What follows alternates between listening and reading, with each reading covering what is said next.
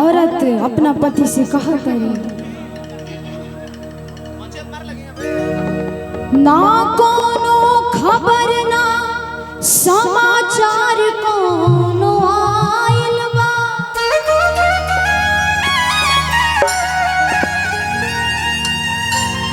आँख असरा में बा जियारा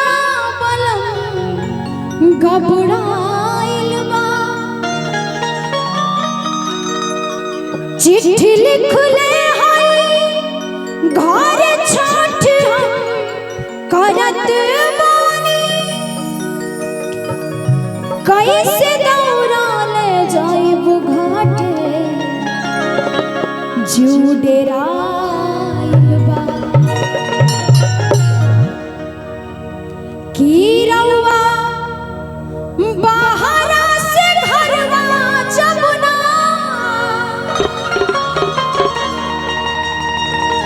की रउआ बाहरा से घरवा जमुना आए बुए बनाऊजी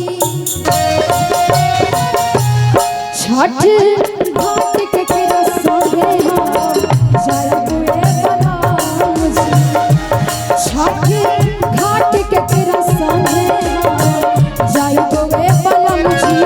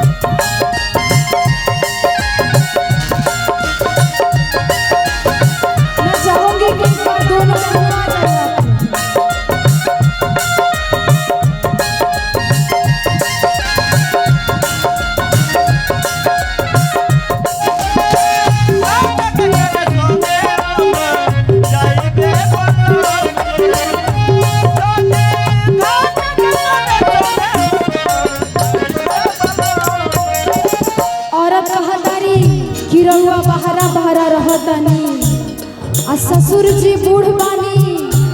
तो कुछ अगर अढ़ावे के होई तो हम केकरा से कहब केकरा से हम मंगवाई साड़िया पियरिया केकरा से हम के गवाए नारियल नींबुआ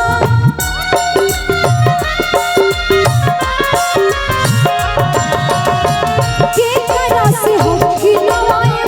साड़िया पियरिया केकरा से हम मंगवाए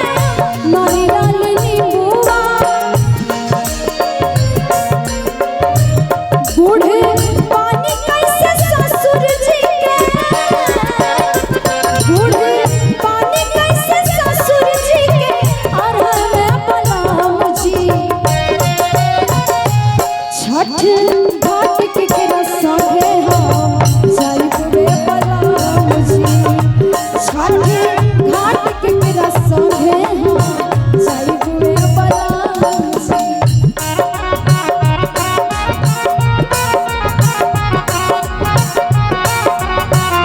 थोड़ देर बाघवा के छोड़ दा हम वही पर सवार हो जाए मैं होया जाने तू कोई ना सकती आया पहले से बाहर हो जाए मैं होया जाने तू कोई ना सकती आया